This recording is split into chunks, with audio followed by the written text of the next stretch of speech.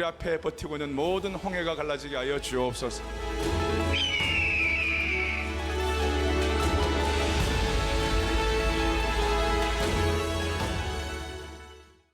사라의 교회 특별 새벽 부흥회가 이제 20살을 맞이했습니다. 청년 특세를 허락하신 주님을 찬양합니다. 이 첫날을 주신 주님을 찬양합니다. 모든 영광 하나님께 올려드립니다. 감사합니다.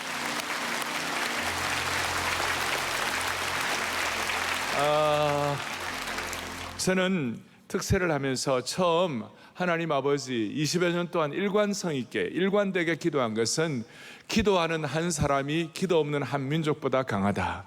35년 전부터 이 슬로건을 가지고 사역을 해왔는데 오늘 다시 한번 마음속에 기도하는 한 사람이 기도 없는 한 민족보다 강하다. 그래서 오늘 우리의 기도를 통해 이 민족이 보호받기를 바라는 것입니다. 이 민족의 수많은 난제와 기도의 제목들이 응답받기를 바라는 것입니다. 그리고 두 번째로는 기도가 역사와 시대를 보호하는 것입니다. 기도하는 한 사람이 기도 없는 한 민족보다 강하고 기도가 이 시대를 보호하는 것입니다. 그래서 우리의 기도를 통하여 오늘 한국의 수많은 어려운 점들이 보호받기를 바랍니다. 할렐루야. 그런 마음을 가지고 간절한 마음으로 우리 다 함께 기립하셔갖고 첫날 이 귀한 시간에 우리 옛날부터 내려왔던 우리 신앙의 선배들 마음속에 근심 있는 사람 어떤 것도 주님 앞에 아뢰게 하여 주옵소서.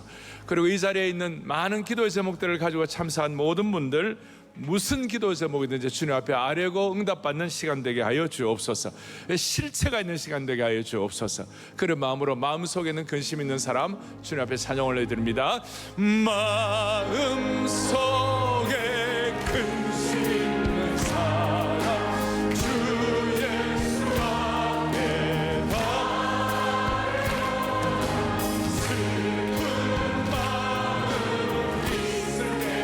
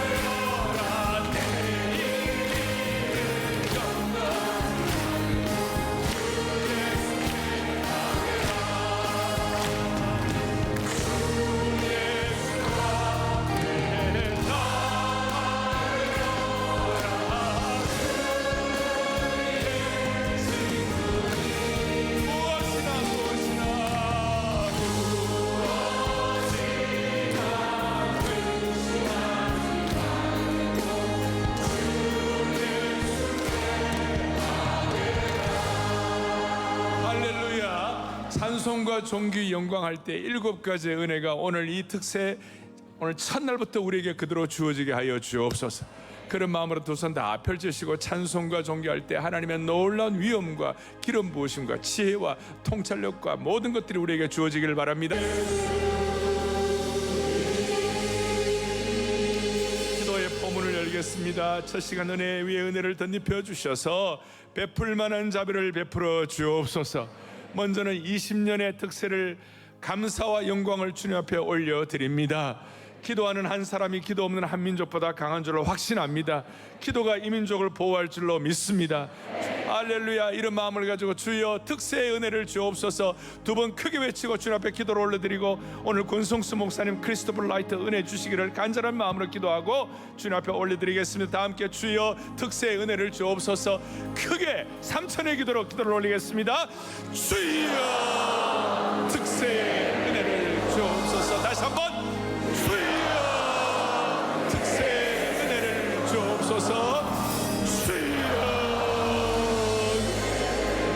주여 우리 모두에게 은혜 위에 은혜를 덧입혀주소서.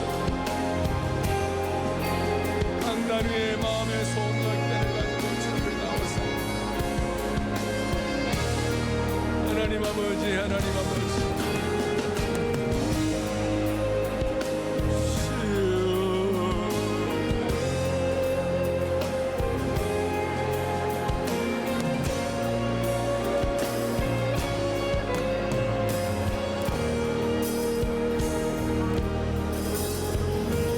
자비로우신 하나님 아버지, 영광스러운 20차 특세를 하러 가신 주님을 찬양합니다. 우리는 이제 더 이상 세상 역사의 어떤 연대기만 쓰는 인생 되지 말게 하여 주시옵시고, 기도를 통하여 하나님의 신적 개입을 통한 신대기를 쓰는 저희들의 평생이 되게 하여 주실 줄로 믿습니다. 오늘 권성수 목사님과 크리스토퍼 라이트 목사님을 압도적인 능력으로 채워 주시옵소서. 이번 한 주간 동안 가면 갈수록 더 영광스러운 은혜 주실 줄 믿사옵고, 오늘 본당에 계신 분들, 별관에서 들어오시는 분들, 전 세계에서 함께 참여하시는 분들, 주님 오늘 정말로 주님 예비하신 하나님의 말씀과 기도의 응답으로 채워주옵소서. 할렐루야 할렐루야. 우리 주 예수 그리스도 이름 받들어 간절히 기도 올리옵나이다. 아멘. 이번 특세가 회복을 넘어 부흥으로 올라가는 비상하는 그런 귀한 특세가 되기를 바랍니다. 회복을 넘어 부흥으로 가기를 바랍니다. 서로 격려하고 앉겠습니다. 회복을 넘어 부흥으로 가기를 바랍니다. 아멘 아멘. 저희가 9월 26일 날 한국교회 섬김의 날을 하는데 5,600여 명의 우리 목사님들 사모님이 오셔가지고 첫날 기도를 하는데 정말 천장이 울리는 같은 그런 기도를 하게 하신 주님을 찬양합니다. 그런데 어떻게 그런 은혜가 있었던가 보니까 그 중에 하나가 한 달 동안 매일마다 저와 함께 우리 교육자들 또 강단 기도를 했어요. 그래서 강단 기도를 하면서 주신 은혜가 뭘까 좀 이렇게 돌이켜 보니까 강단 기도를 통하여 주님이 영권을 주셨어요. 영력을 주셨어요. 이번에 여러분들 특세하면서 여러분들 영권을 회복하기를 바랍니다. 하나님의 백성들은 세상 권세로 사는 사람들이 아니고 영적인 능력으로 사는 사람들이에요. 두 번째는 강단 기도를 통하여 일마다 때마다 하나님이 지혜를 주셨어요. 통찰력을 주셨어요. 이번 특세를 통하여 여러분 삶의 지혜와 통찰력을 주시기를 바랍니다. 그리고 강단 기도를 통하여 특별히 놀라운 것은 평생 기도하는 기도의 제목을 우리에게 기도하게 하시고, 많은 분들이 한 달 동안 기도해가지고 평생 기도하는 제목이 응답되었다고 그런 간증들을 제가 많이 들었어요. 이번에 특세하는 동안 이런 평생 기도하는 제목들이 응답받기를 바랍니다. 그리고 어떤 분들은 병도 치유받게 하시고, 강단 기도를 하니까 물질도 주셨어요. 스타리아가 여러 대가 막 들어왔어요. 강단 기도하는 동안에. 그러니까 놀라운 일이 벌어졌어요. 이번에 꼭 그렇게 되기를 바랍니다. 이제 우리 크리스토퍼 라이트 목사님은 그 2010년도 케이프타운의 로잔도에 할 때 선교 선언문을 쓰신 분이에요. 그러니까 선교사님의 아들이고 세계적으로 지금 귀하게 역할을 감당하고 있고, 그래서 글로벌 특별 새벽 봉헌이니까 앞부분에 제가 잠깐 한 3, 40초 인사하고 그 다음에 크리스토퍼 라이트 목사님 말씀을 듣도록 하겠습니다.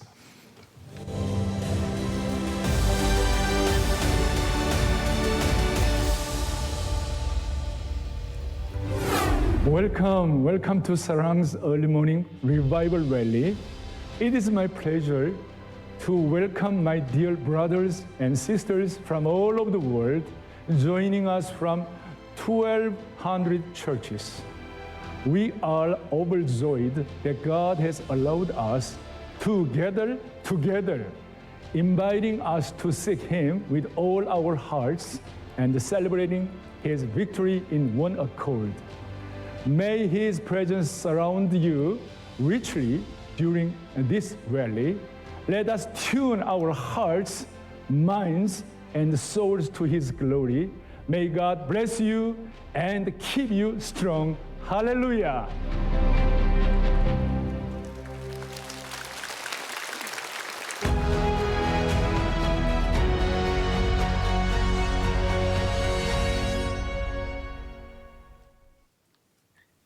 Good morning. My name is Chris Wright, and I'm happy to be speaking to you from my home here in central London. And I hope that you have Psalm 33 open in front of you, because that is what we're going to be thinking of today. Now, of course, our topic is Christian mission, and mission necessarily means crossing boundaries of culture, barriers of language, geography, and so on, going to all nations and to all cultures. But does that mean, is there the danger that our message then becomes just a matter of perspective, a point of view? Is the truth of the Bible, the truth of the gospel, reduced to merely what is true for you, true for me, true for someone in Latin America or Africa or whatever it may be? Are we not inevitably dealing with a degree of cultural relativism in which there is no universal truth? There may be a World Wide Web, but is there such a thing as a worldwide word that applies universally? And our psalmist here in Psalm 33 says, yes, there is. There is truth.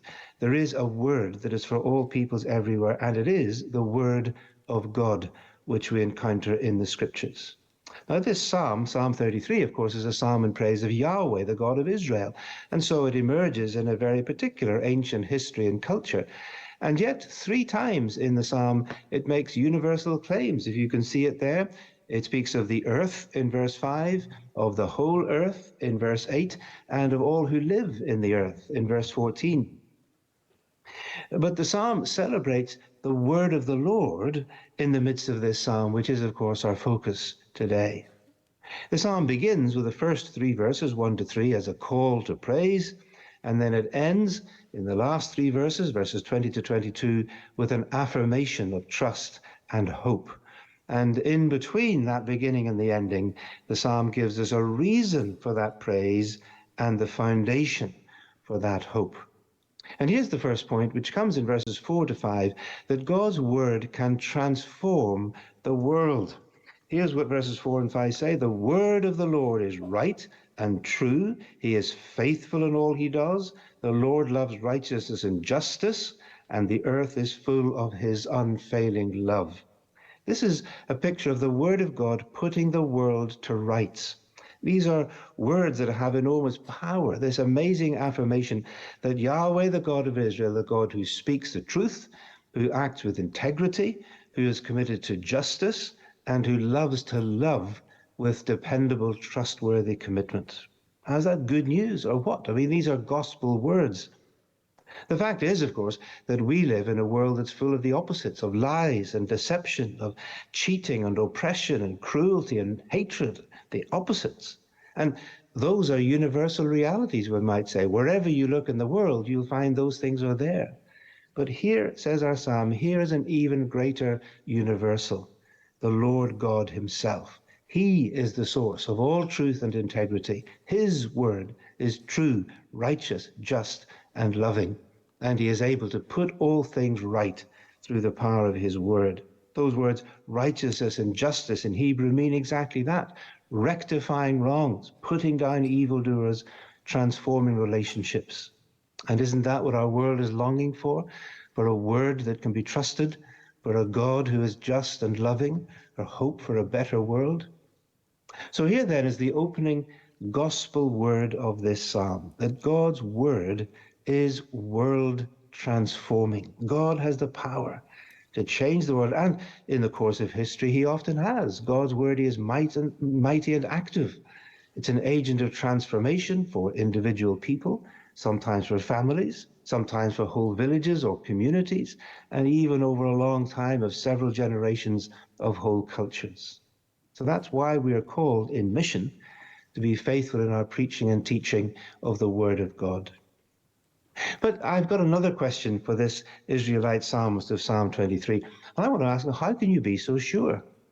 How can you believe that Yahweh, the God of this tiny little ancient nation of Israel, will be able to achieve righteousness and justice and demonstrate his love and his power in all the earth? Surely that's far too big and bold to claim for your God.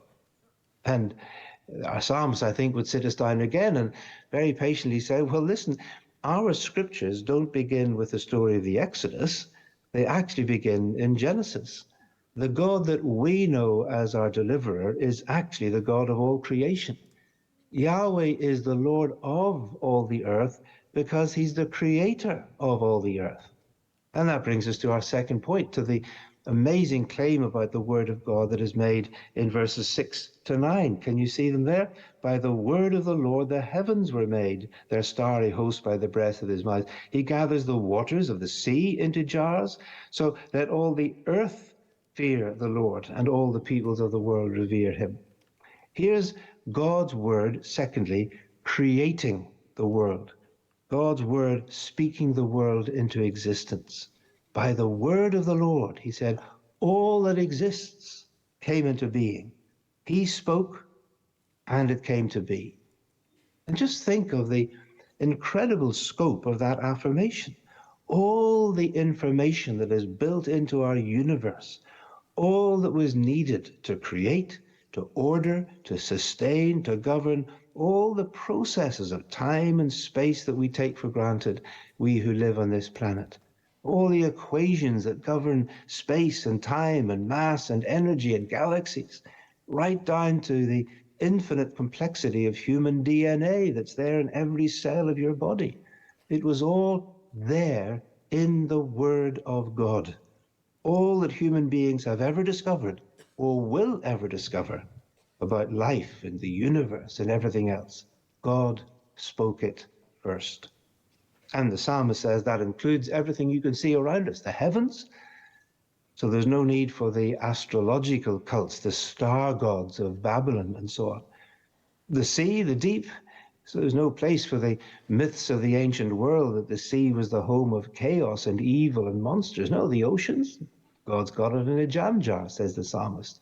The earth, well, some people treat the earth as a kind of mother goddess, Mother Earth. No, says the psalmist. The earth itself is God's creature. So let all the earth and all the peoples of the earth praise him. So a moment ago we were asking the question, how can this God of Israel be able to transform the world into a place of righteousness and justice and love? And here we have the first part of the answer to that. And it is, well, because he made it. And because he created the world, he has the power to transform it. But then our psalmist goes a bit further still, that this God who spoke the world into existence did not then just stand back and let it run its own course.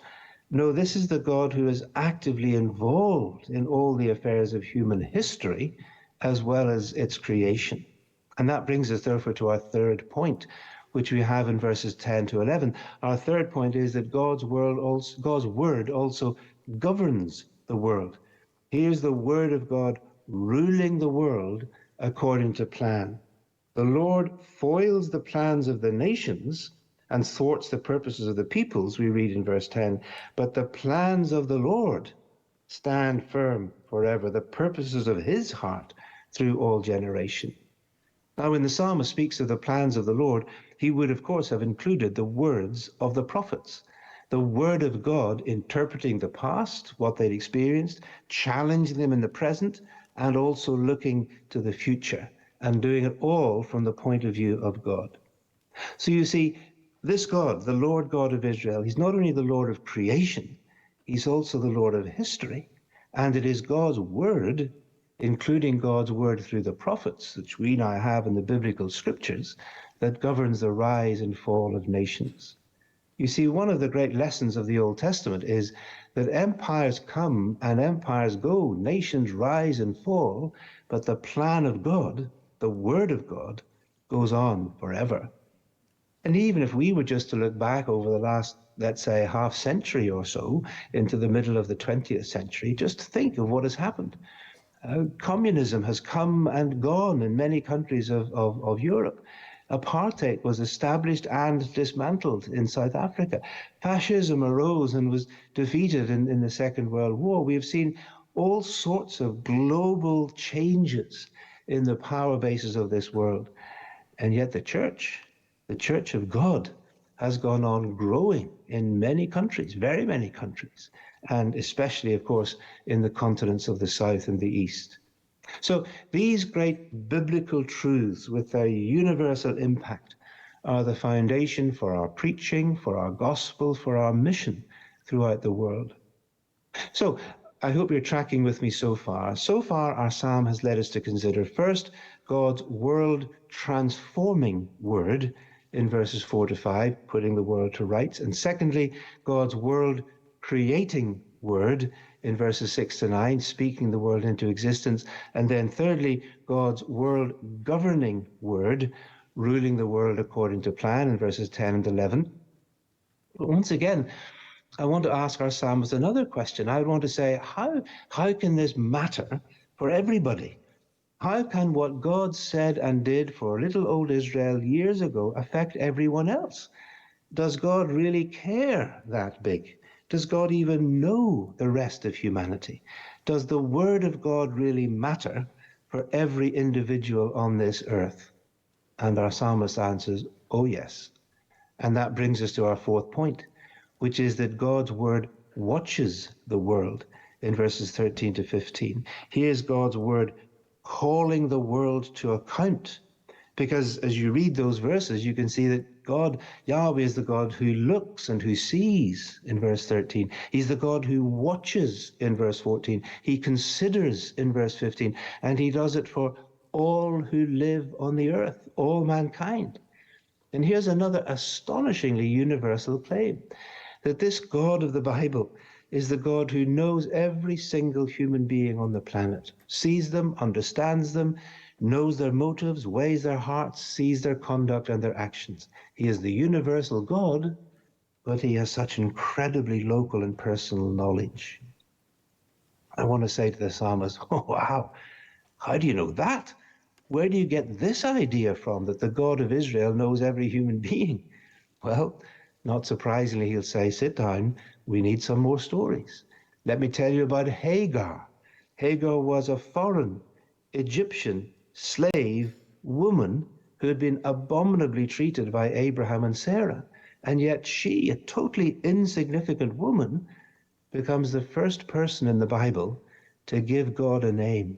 She says, you, God, you are El Roi, the God who sees me, little Hagar.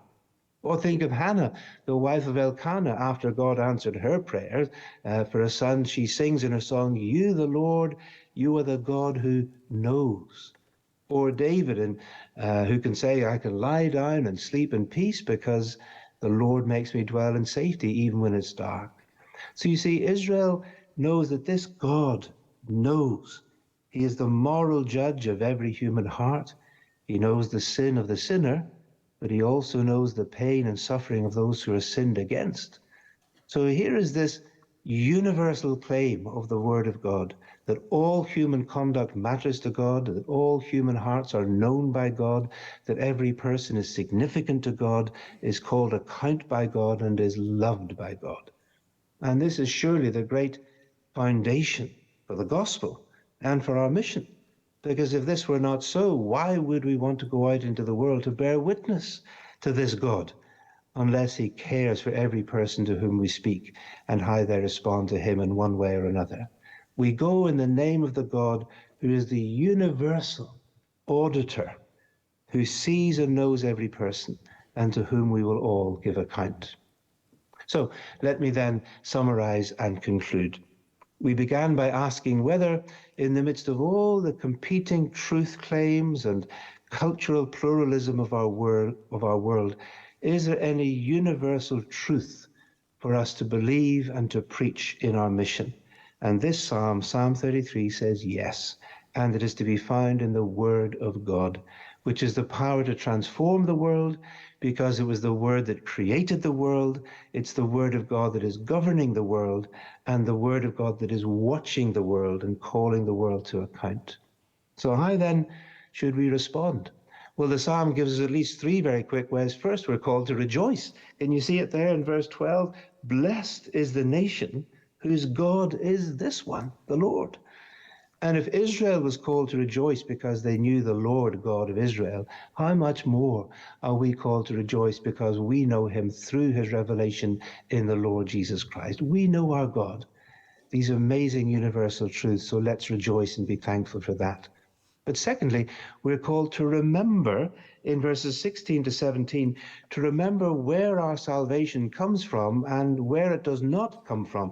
The psalmist says it doesn't come from armies or warriors or horses or great strength or mission budgets or strategies or all our clever resources. No, our salvation does not come from all those things, even though they may be good in themselves. Our salvation comes from the Lord himself.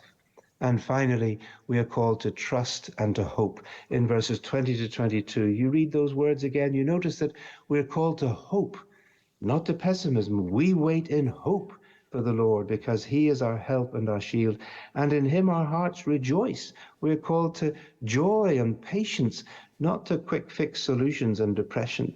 And so may your unfailing love be with us, Lord, even as we put our hope in you. The psalm closes with a prayer, doesn't it? But that prayer that we can put our hope in God is because we have confidence in all the rest that the psalm has told us about the word of God and its transforming power. So may that encourage us and support us as we go out into the world, into the mission that God has entrusted to us on behalf of the word of God and for the glory of God and of the Lord Jesus Christ. Amen.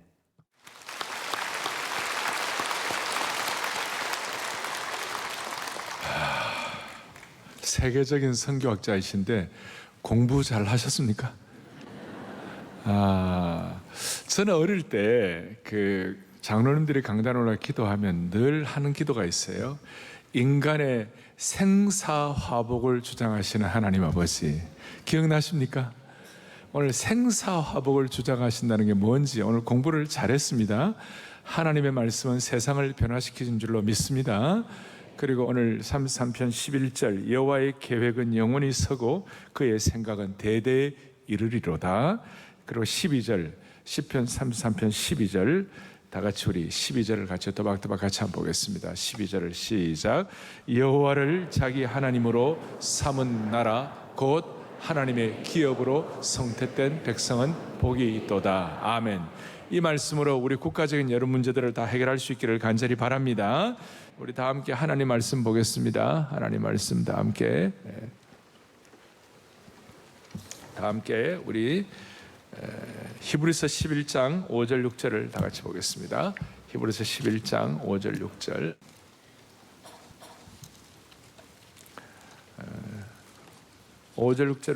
히브리서 11장 5절 6절을 또박또박 같이 우리 합독하도록 하겠습니다. 다 함께요. 믿음으로 에녹은 죽음을 보지 않고 옮겨졌으니 하나님이 그를 옮기심으로 다시 보이지 아니하였느니라. 그는 옮겨지기 전에 하나님을 기쁘시게 하는 자라 하는 증거를 받았느니라. 6절. 믿음이 없이는 하나님을 기쁘시게 하지 못하나니 하나님께 나아가는 자는 반드시 그가 계신 것과 또한 그가 자기를 찾는 자들에게 상 주시는 이심을 믿어야 할지니라. 아멘. 우리 권성수 목사님, 우리 교회 명예 목사님 같은 목사님이신데 목사님을 통하여 주시는 말씀은 늘 우리의 참 기대, 우리의 간절함을 주님이 다 목사님을 더 채워주셨습니다. 목사님을 보신 하나님께 감사하며 목사님을 모시도록 하겠습니다.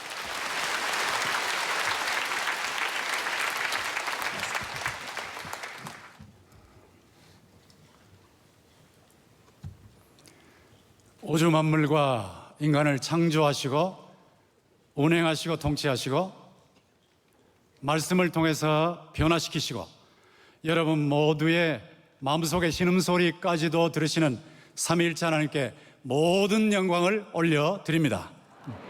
우리 하나님께 영광의 박수 올려드립시다.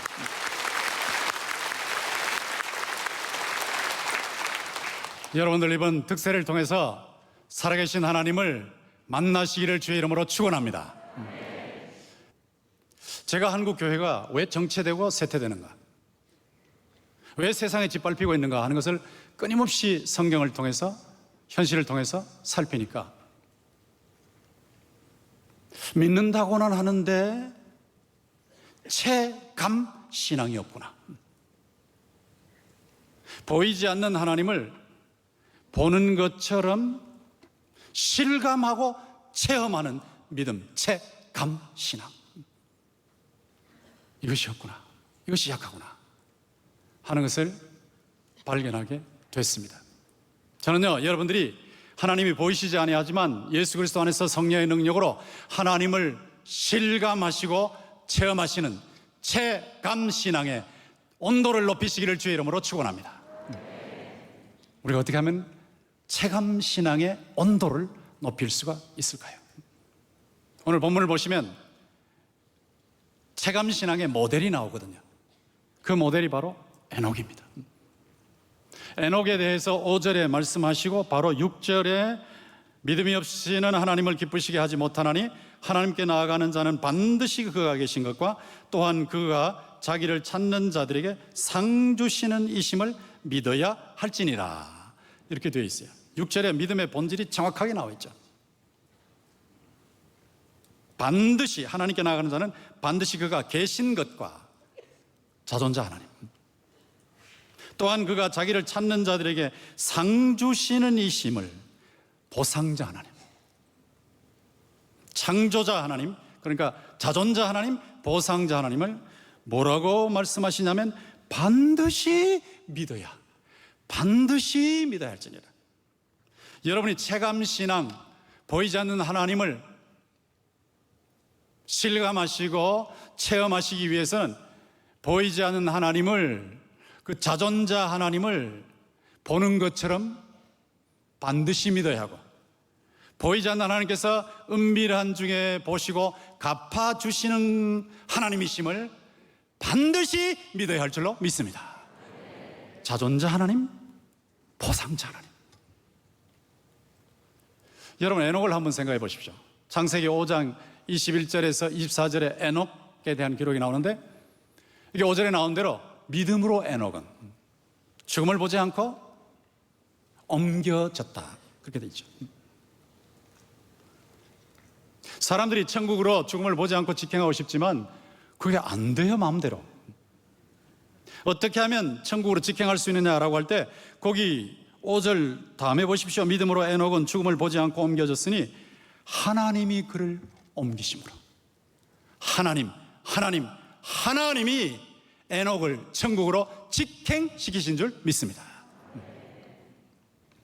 이거 엄청난 상이죠, 복이죠. 그런데 그 다음 말씀을 보면 왜 에녹을 천국으로 바로 데리고 가셨는가, 그것이 나와 있죠. 옮기우기 전에, 에녹은 옮기우기 전에 하나님을 기쁘시게 하는 자라 하는 증거를 받았다. 에녹이 하나님을 기쁘시게 하는 증거, 하나님을 기쁘시게 하는 체감신앙으로 살았다. 여러분 한번 생각을 해보십시오. 하나님 눈에 안 보이는데 에녹은 300년 동안, 그것도 자녀들을 낳으면서 300년 동안 자녀들을 낳았으니까 기록은 안 돼 있지만 성경에 얼마나 자녀들을 많이 낳았겠어요. 자녀들이 1명, 2명이라도 집안이 막 전쟁터와 같다 그러는데 300년 동안 막 줄줄 낳았으니까 얼마나 집안이 시끄럽겠어요. 그런데 그런 상황 속에서 하나님과 300년 동안 함께 걸어갔다.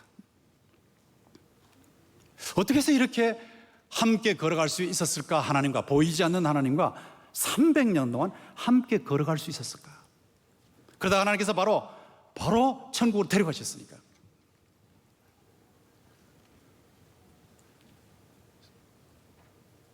창세기 5장 21절 이하에 쭉 보면요, 에녹이 무드셀라를 낳은 후 300년 동안 하나님과 동행했다. 무드셀라를 낳은 후. 그러니까 무드셀라 낳은 것이 계기라고요, 계기. 그럼 무드셀라를 낳은 후일 때 무드셀라를 낳은 게 무슨 의미가 있느냐? 무드셀라라고 할 때 우리말로 해놓으면 의미가 안 들어오지만 히브리어를 보면 무트 샬라흐 이렇게 들어와요. 무트 죽는다, 샬라흐 보낸다. 죽음과 보냄이 같이 있어요. 사람이 부모가 자녀를 낳고 나서 자기 아들이나 딸의 이름에 죽음을 넣는 사람 아무도 없어요. 근데 여기 죽음이 들어있는 거 보면 에녹이 이 이름을 지은 거 아닙니다. 에녹이 아들을 낳고 나서 하나님께서 이름을 비워주셨어요. 하나님이 지어주신 이름에 무트 샬라흐. 이 아이가 죽으면 내가 홍수를 보낸다. 이 아이가 죽으면 홍수를 보낸다. 여러분이 창세기 5장 21절 이하 쭉 보시면요, 무드셀라가 187세에 라멕을 낳습니다. 라멕이 182세에 노아를 낳습니다. 노아가 600세에 홍수를 하나님이 보내셨어요. 그 노아가 600세 때가 언제냐? 무드셀라가 969세 때. 무드 샬라흐. 이 아이가 죽으면 홍수 심판이 있다 하는 말씀을 아들을 낳고 난 후에 하나님께서 주셨어요. 그 말씀을 에녹은 가슴으로 붙잡았어요. 중요한 것은 말씀을 머리로 듣는 것만이 아니고 말씀을 가슴으로 붙잡아야 할 줄로 믿습니다. 여러분 지금 이 시간에 말씀을 듣고 계시는데 말씀을 머리로만 듣고 계시면 그냥 맛보고 지나가면서 잊어버리고 말아요. 근데 가슴으로 붙잡는 것이 중요하거든요. 말씀을 가슴으로 붙잡았다. 말씀을 가슴으로 붙잡고 300년 동안 하나님하고 같이 걸어 다녔다. 근데 하나님께서 너무 기쁘셔서 그를 천국으로 직행시키셨다. 가슴으로 말씀을 붙잡는 여러분들이 되시기를 바랍니다. 어떻게 가슴으로 말씀을 붙잡는가? 에녹의 경우는 특별한 계기가 있었죠. 무트 샬라흐, 죽으면 보낸다 있었죠. 야곱도 보면 도망을 하는데 밤중에 들판에서 꿈을 꾸는데 하늘에 닿는 사다리를 보았지 않습니까? 그 사다리 위에서 하나님께서 나는 아브라함의 하나님, 이삭의 하나님이다. 내가 너와 함께 하겠다. 너의 씨와 땅에 엄청난 복을 주겠다 라고 했을 때 야곱이 뭐라고 고백했습니까? 하나님이 여기 계시는데 과연 여기 계신데 내가 알지 못했다. 여기가 하나님의 집이고 하늘 대문이구나. 여러분 지금 이 시간에 하나님께서 여러분과 함께 계시고 여러분의 삶의 현장에 하나님께서 여러분과 함께 계시는데 여러분이 그 하나님을 야곱처럼 실감하기를 주의 이름으로 축원합니다. 과연 하나님이 나의 직장에 나와 함께 계시기를 내가 알지 못했다. 과연 하나님이 나의 가정에 나와 함께 우리와 함께 계시는데 내가 알지 못했다. 여기가 하나님의 집이요 하늘의 문이구나. 특별한 계기죠. 이 특별한 계기에 말씀을 받을 때 말씀을 가슴으로 붙잡는 거예요. 그런데 여러분의 경우나 제 경우는 특별한 이런 경우가 아닐 수 있어요. 아들을 통해서 하나님께서 무트 샬라하 뭐 이런 식으로 말씀을 주시지 않을 수 있고 밤중에 꿈을 통해 가지고 사다리 꿈을 통해서 우리에게 말씀 안 하실 수도 있지만 평소에 여러분이 하나님의 말씀을 접할 수 있어요. 여러분이 어떻게 접할 수 있냐면 지금도 하나님 말씀을 접하시고 계시는데 5절 6절 히브리서 11장 5절 6절을 접하시고 계시지 않습니까? 접하시고 계시는데 가슴으로 붙잡는다는 게 뭐냐 하면 여러분이 말씀을 들으실 때에 머리로만 듣는 것이 아니라 가슴으로 듣는데요, 가슴으로 들어서 이것을 묵상하시면 돼요. 묵상. 다윗이 주야로 묵상했던 것도 여러분이 체감신앙을 얻기 위해서는 가슴으로 말씀을 붙잡아야 되는데 가슴으로 말씀을 붙잡는다는 것은 주야로 묵상하는 거예요. 주야로. 하나님의 말씀을 주야로 묵상하는 동안에 하나님의 말씀을 기록하게 감동을 주신 성령께서 여러분과 함께 하셔서 여러분 심령 속에 성령의 불을 붙여주시고 그것이 불씨가 되게 하시고 그것이 불길로 활활 타오르게 하실 줄 믿습니다.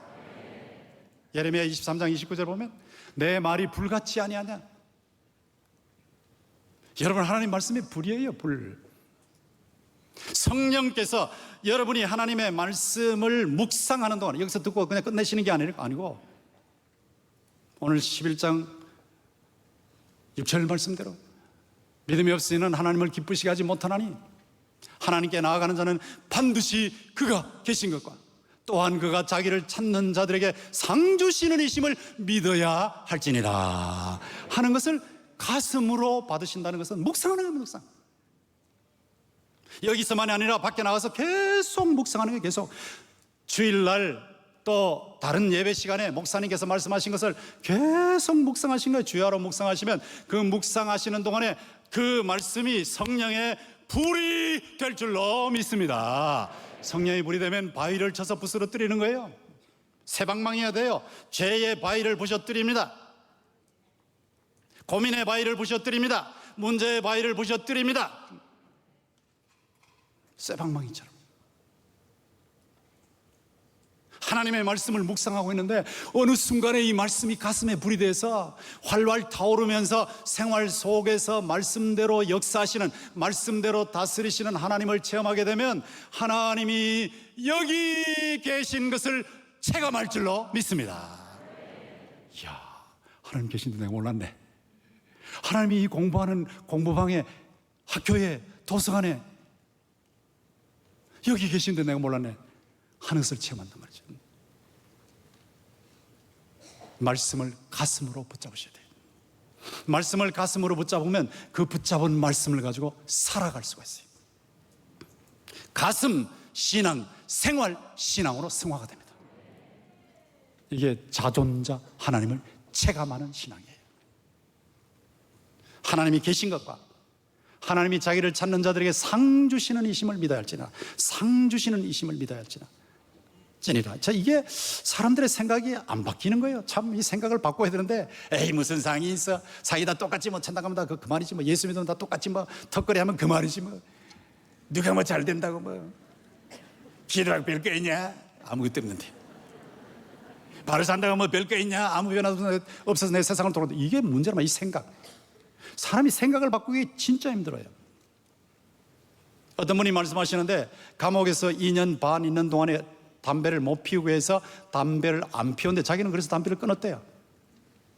근데 자기 아는 어떤 사람은 2년 반 동안 담배를 못 피워서 답답해하다 감옥에서 나오니까 바로 담배를 피우는데요. 담배를 2년 반 만에 피우면요, 핑 하고 돈대요. 핑 하고 도는데도 기둥을 붙잡고 담배를 피우고 있더라고요. 담배 끊기가 이렇게 힘들다는 거예요. 근데 담배 끊기보다 더 힘든 게 생각 바꾸기라, 사상 바꾸기. 무슨 상이 있어, 다 똑같지. 상을 동기로 삼으면 되겠어, 다 똑같지. 자, 이 생각을 바꾸기 그렇게 힘든 거라. 기둥 붙잡고 담배 피우는 것처럼. 이 본문을 분명히 보셔야 되잖아요. 그가 계신 것과 그가 자기에게 자기를 찾는 자들에게 상 주시는 이심을 믿어야 할지. 상 주시는 분. 딱 한 단어로 되어 있어요. 원문에 보면 상 주시는 분, 보상자. 헬라어를 써서 정말 미안합니다. 제가 잘난 체 하려고 하는 게 아니라 여러분에게 새겨주려고. 미사포도테스, 보상자. 미사포도테스, 보상자. 미사포도테스, 보상자. 하나님을 믿어야 할지니라. 보상자님이 상을 주시는데요, 그 상은 차별이 아니라 차등이에요. 차등. 57이 35라고 할 때 34나 36을 맞다고 하지 않고 35, 57, 35, 35를 맞다고 하는 것은 차별이 아니라 차등입니다. 공평한 차등입니다. 차등.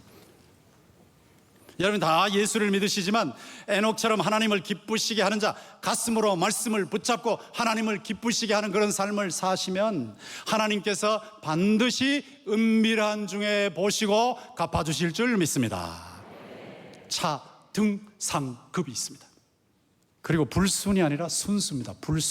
불순한 게 아이고 뭐 준다고 하는데 그 받으면 그 불순한 거 아닙니까? 불순한 거 아닙니까? 자꾸 그래요. 이마누엘 칸트가 duty for duty's sake, 의무는 의무 자체만을 위해서 행하라, 상벌하고 상관없이 행해라, 그래야 순수하다, 그런 윤리를 전달했는데 사람과의 관계에서는 그게 맞습니다. 누가복음 6장 35절에 보면 사람과의 관계에서는 아무것도 바라지 말고, 아무것도 바라지 말고. 지난 9월 26일, 27일 사랑의 교회에서 그 6,000명 가까이 되는 목회자 선교사님들 대접해서 격려하는 거 보고 제가 깜짝 놀랐어요. 사람에게 아무것도 기대하지 않는 거예요. 아무것도 기대하지 아니하고 아무것도 바라지 않고 그냥 베푸는 겁니다. 사람과의 관계에서는 반대급부를 기대할 필요 하나도 없어요. 아무것도 기대하지 말아요. 그냥 행하는 거예요. 그냥 베푸는 거예요. 그냥 돌보는 거예요.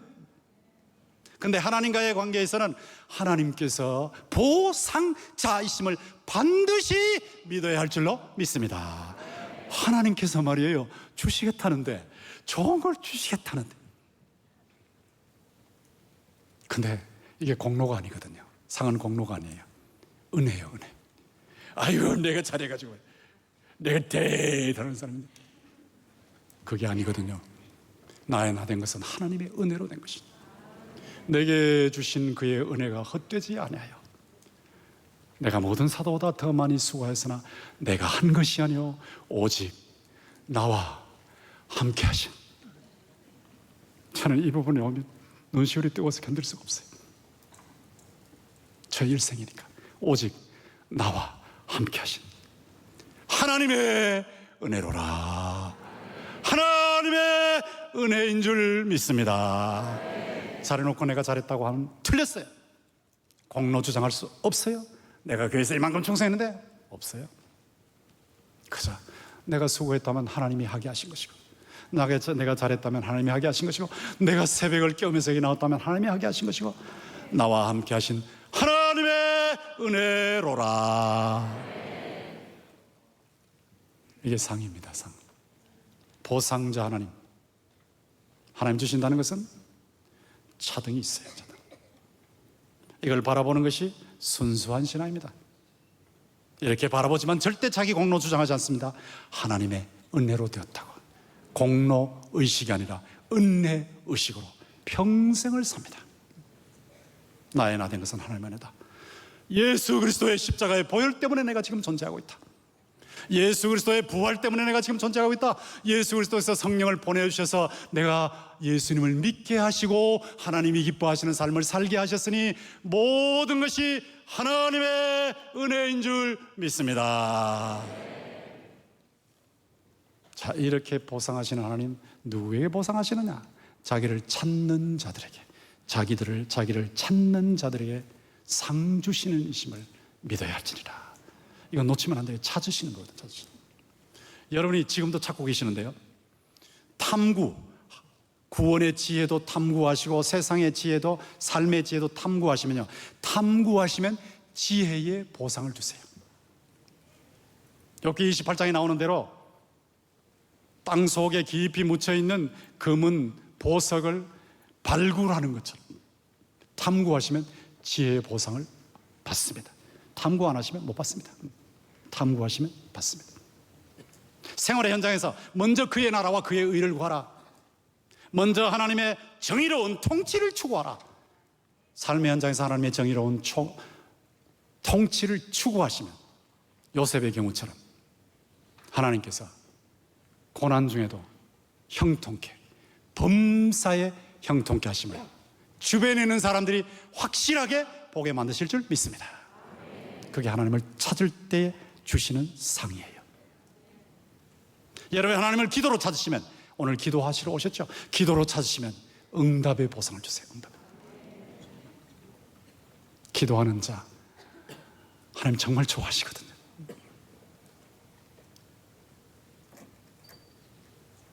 아무리 답답하고 아무리 힘들어도 하나님을 바라보면서 주여 내 삶 속에 개입하셔서 주님의 영광이 나의 삶 속에 나타나게 하시고 주님이 살아계신 모습이 나의 가정생활에, 나의 직장생활에, 나의 학교생활에, 나의 사회생활에, 대한민국과 전 세계에 나타나게 하여 주시옵소서. 성령의 뜨거운 불 같은 역사로 이런 일을 이루어 주시옵소서. 이렇게 기도로 찾으시면 응답의 보상으로 하나님이 만나 주시는 거예요. 사람이 사람을 만나면 역사가 시작되고, 사람이 하나님을 만나면 기적이 시작된다고 하지 않습니까? 아까 크리스토퍼 라이트 선교사님 말씀하신, 하나님 우주 만물 창조하시고 인간 창조하시고 운행하시고 통치하시고 말씀으로 세상과 사람들을 변화시키시고 우리를 돌보신다고 하셨는데, 이런 하나님을 여러분이 기도로 찾으시면 만나실 줄 믿습니다. 하나님을 만날 때 변화의 기적이 시작이 되는 거예요. 지금도 하나님은 여러분을 찾고 계세요. 여호와의 눈은, 역대하 16장 9절 말씀대로 여호와의 눈은 온 땅을 지금도 보시고 계신다고요. 여러분을 보시고 계신다. 온 땅을 두루 감찰하사 자기를 찾는 자기에게 하는, 자기를 찾는 자들에게, 자기를 향하는 자에게 능력을 베푸신다 했습니다. 진지하게 찾으시면 돼요. 믿음으로 하나님을 찾으시면 돼요. 간절히 찾으시면 돼요. 끝까지 찾으시면 돼요. 지금 아무리 답답하고 모든 것이 무너진 것 같아도 하나님이 개입하시면 여러분의 삶에 놀라운 기적의 변화가 일어날 줄 믿습니다. 이걸 체험하면요, 하나님이 실감이 나는 거예요. 이걸 체험하면 하나님을 체험하게 되니까 체감 신앙의 온도가 올라가는 거라고. 점점 올라가요. 아니야, 하나님 살아계셔. 하나님 없다고 해도 하나님 살아계셔. 나는 체험하고 있어. 실감하고 있어. 내가 공부하면서 하나님을 체험하고 있어. 일하면서 하나님 체험하고 있어. 살림하면서 하나님 체험하고 있어. 하나님은 살아계셔. 눈에 보이지 않고 귀로 들리지 않고 손으로 만져지지 않지만 온 세상이 하나님이 없다고 해도 하나님은 살아계신 것을 믿습니다. 보상자 하나님을 통해서 자존자 하나님을 체감하게 되는 겁니다. 체감. 이렇게 되면 회복을 넘어 부흥으로, 부흥을 통해 영향으로 놀라운 역사가 일어날 줄 믿습니다. 사랑이 많으신 아버지 하나님, 감사합니다. 오늘 이렇게 말씀을 주셨는데 히브리서 11장 5절과 6절 말씀이 우리 사랑하는 성도들의 가슴 속에 새겨지게 하여 주시옵소서. 이 말씀을 가슴으로 붙잡는 성도들이 되게 하여 주시옵소서. 말씀을 붙잡는 동안에, 가슴으로 붙잡는 동안에 성령의 불을 체험하게 하시고, 성령께서 우리 삶의 죄의 문제와 고통의 문제, 여러 가지 문제를 부스러뜨리는 새방망이처럼 역사하시는 것을 체험케 하여 주시옵소서. 에녹처럼 가슴으로 말씀 붙잡고 평생 주님과 동행하여 회복을 넘어 부흥으로, 부흥을 넘어 영향으로 나가는 귀한 성도들 다 되게 하여 주시옵소서. 예수님의 이름으로 기도하옵나이다. 아멘.